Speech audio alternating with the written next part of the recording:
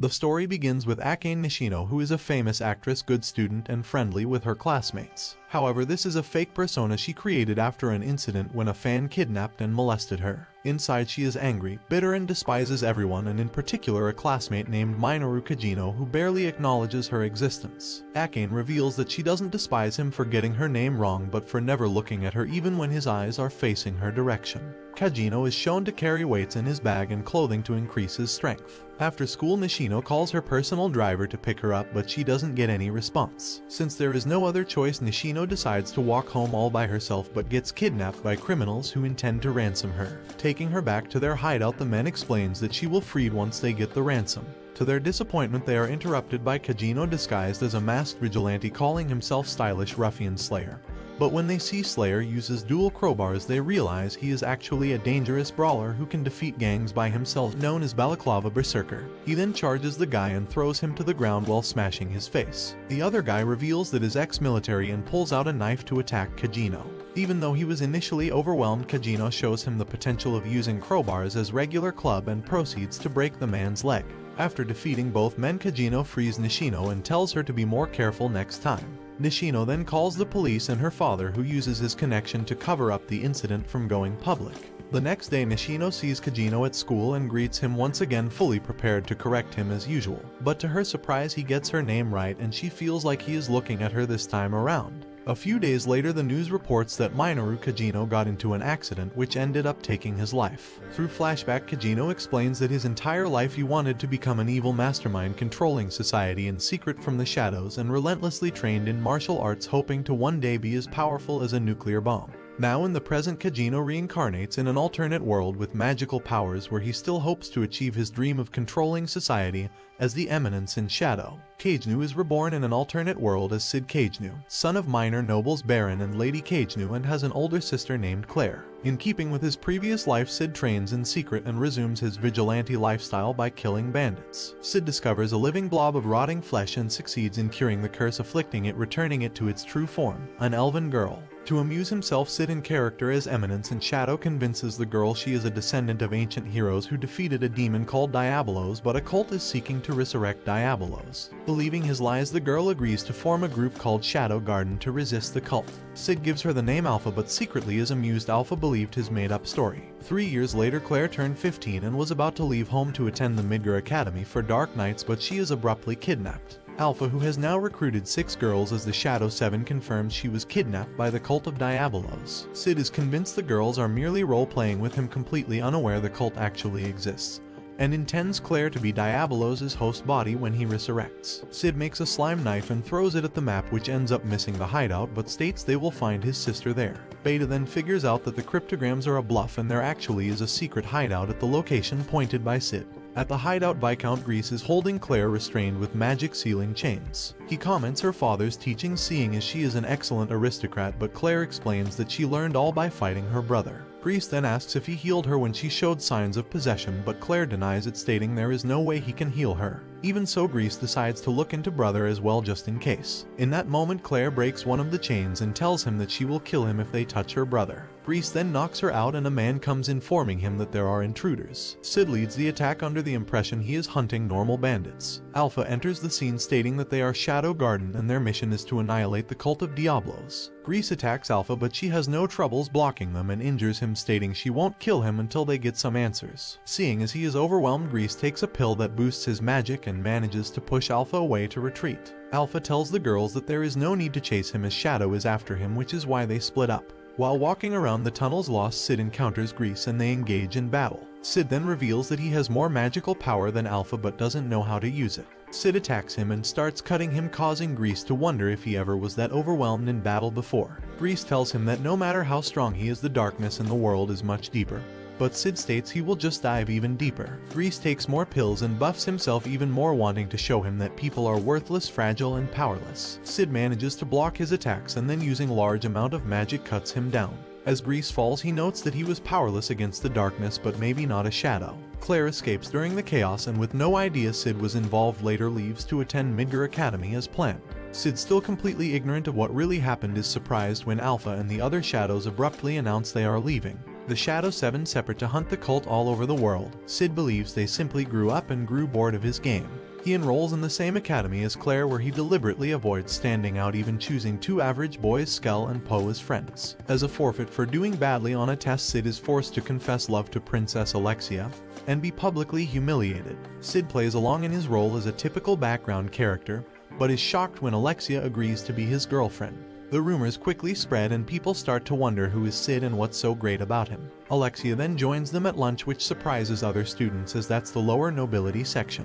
Afterwards, she invites Sid to her fencing class, where he discovers Alexia is engaged to royal fencing instructor Zenon, but has no desire to marry him.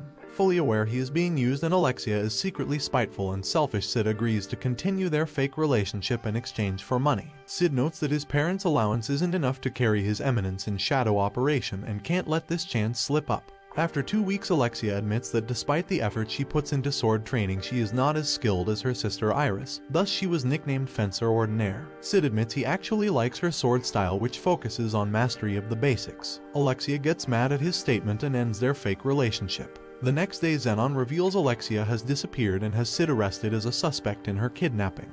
In a cell next to a mutated human girl, Alexia has her blood stolen by a cult scientist who claims it contains demon DNA. Sid is tortured by knights for Alexia's location, but having trained himself to withstand pain, he pretends to be a pathetic but innocent NPC, thinking it makes him look cool.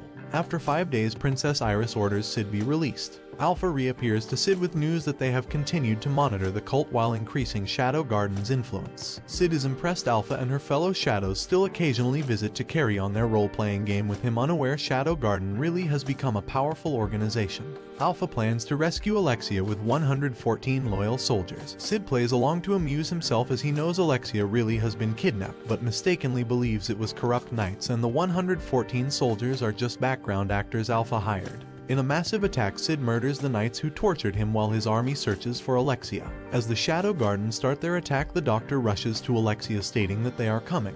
Alexia tries to tell him that the knights don't kill without a reason, but the man isn't afraid of the knights. The scientist desperately injects Alexia's blood into the mutant girl, who becomes a demon but kills the scientist and frees Alexia. Alexia runs into Zenon, who reveals he gave her to the cult so they would arrange for him to be promoted as the 12th Knight of the Round Table, which is a group of high-ranking knights. Alexia attacks Zenon, but he easily defeats her with his superior techniques. At the same time, Sid comes up and introduces himself as Shadow. Zenon identifies Sid as the one behind recent attacks on the cult and announces himself as one of the cult's core members. Meanwhile, the demon girl escapes the hideout and rampages through the city fighting Iris. Alpha reveals herself to Iris as a member of Shadow Garden and defeats the demon before vanishes. Seeing Sid dominating Zenon in the duel, Alexia, who has no idea he is Sid under his disguise, is captivated by his sword style, which expresses the heart of the style she has searched for her entire life. Sid slashes Zenon, who gets mad and asks him why is he hiding his identity if he is this strong. Sid states that they are Shadow Garden and hunting in the shadows is the sole purpose of their existence. Annoyed, Zenon takes out some red pills and explains that by taking them he will awaken a new nature beyond human limitations, and if an ordinary person takes them he will be overwhelmed by their tremendous power and die. Zenon then takes the pills and transforms into a demonic form, stating he is the third awakened.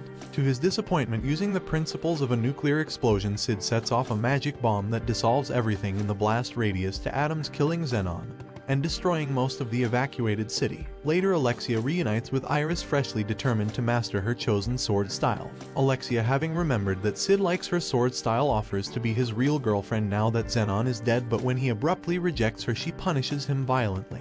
The place he was attacked gets known as one of school's 7 mysteries, as many found large amount of blood there, but no bodies or missing people were reported.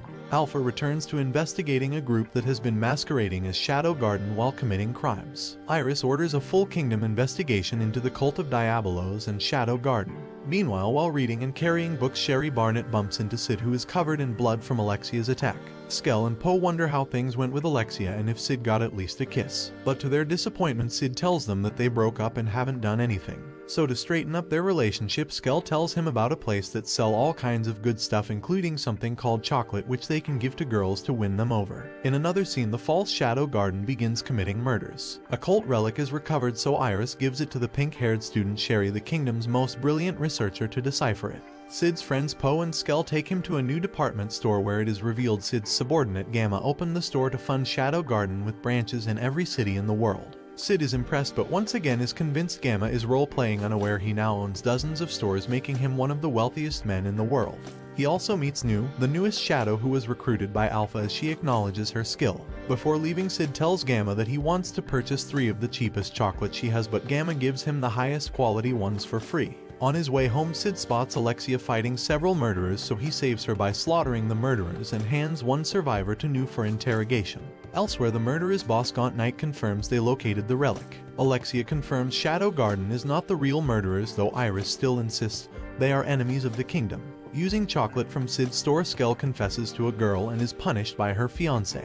Poe also confesses to a girl but is arrested as she recognizes him as her old stalker. Sid decides to just give the remaining chocolate to anyone, which by chance is Sherry. Her adoptive father, Vice Principal Rustlin, informs the naive Sherry that the chocolates were probably meant as a love confession and to decide on her answer quickly to not keep Sid waiting. He also tells her that study and research is important, but she needs to learn how to interact with others. He starts to cough but states he has been feeling better lately and is lucky to have such a good daughter. And this brings the video to an end. I will be uploading part 2 of the series, so turn on notifications so you don't miss out. Until next time, farewell.